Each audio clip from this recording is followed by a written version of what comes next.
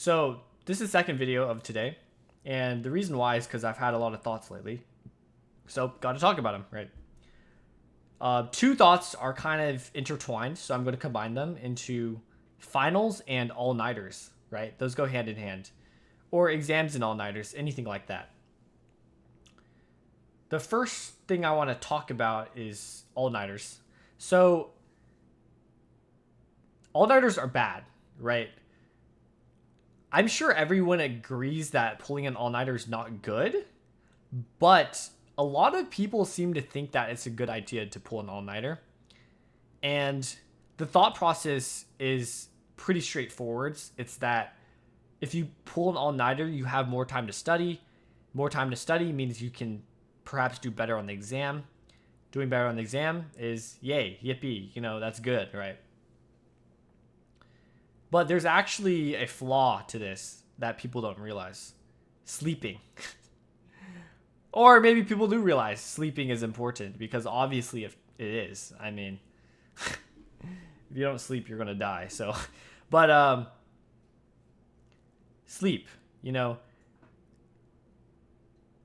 people kind of have I've talked about this in the previous video. I guess with all-nighters it's an all or nothing mentality, right? They're like, either I pull the all-nighter or I don't. There's no in between, right? There's no, I'll pull mostly all-nighter and then take a nap and then wake up. But that's like the wrong thought process because for me, I had my final today, my last final, and it was probably my hardest final. And the way I approached it is I studied a lot. I got close to pulling a quote-unquote all-nighter. But then I went to bed for a little bit and woke up. Why did I do this? And first I'll tell you, when I woke up, I felt really fucking good. Like, not only did the information I studied beforehand, I feel like it got processed well. Also, like, my brain wasn't hurting anymore. Like, studying like for that long period of time and then taking a final is crazy to me. Like, you don't get any break, right? When you rest, you get time for your body to recover. Your headache can go away. Like, my headache straight up went away. It was amazing. And I don't know why people don't do it. They decide to pull all-nighters. First of all, the right thing to do in general is to not have to ever be put in a situation where you have to do that.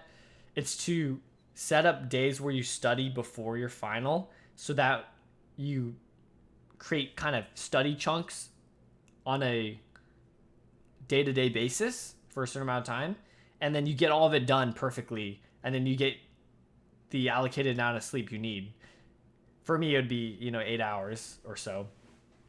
So I mean, ideally you want to avoid that, but worst comes to worst, don't pull the all-nighter. Get some sleep, right? And the funny thing is there's actually been studies on this where pulling an all-nighter and then taking an exam, those kids do worse than if they studied less and just slept and then took the exam.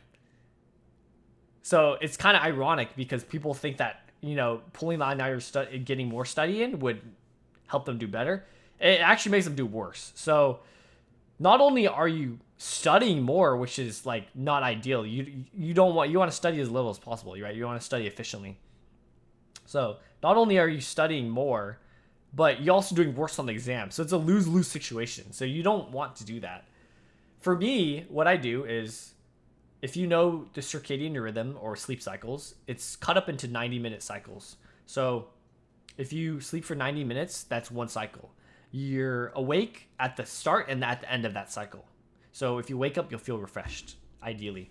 And it's an estimate around 90 minutes. It's not going to be perfect. And so what I did for today is I slept 2 cycles.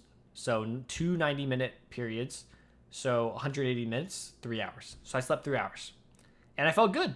And I felt good and felt good on the final. And I took it. Felt good. One question was a little iffy because, the professor kind of threw it on there and it wasn't as expected as professors are always going to throw some bullshit on the test, but whatever. It's how it is. The rest of it felt really good about it. Probably got, over an 80% on that exam.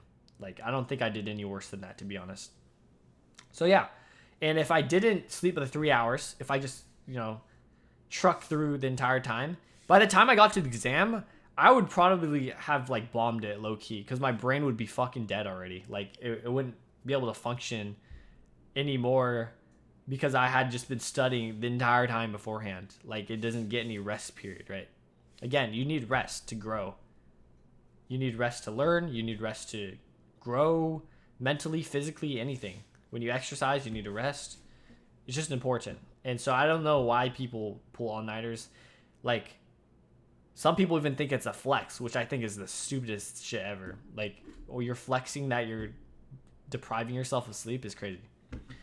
But that's my, rant for today about exams and all-nighters.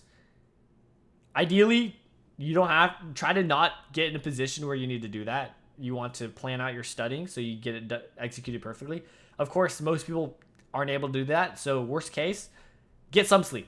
I would say 3 hours. 3 hours is fine. If you get more, that's better. 3 cycles, 4.5 hours. 4 cycles would be 6 hours. And at that point, 6 hours is basically a sleep. So, like, for most people, it would be, if they can even get any sleep in, it would be 3 hours or less, right? Even one cycle, 1.5 hours of sleeping, that will help you. I guarantee you. So I would not advise ever pulling an all-nighter. I never would advise doing that. So that's my TED Talk.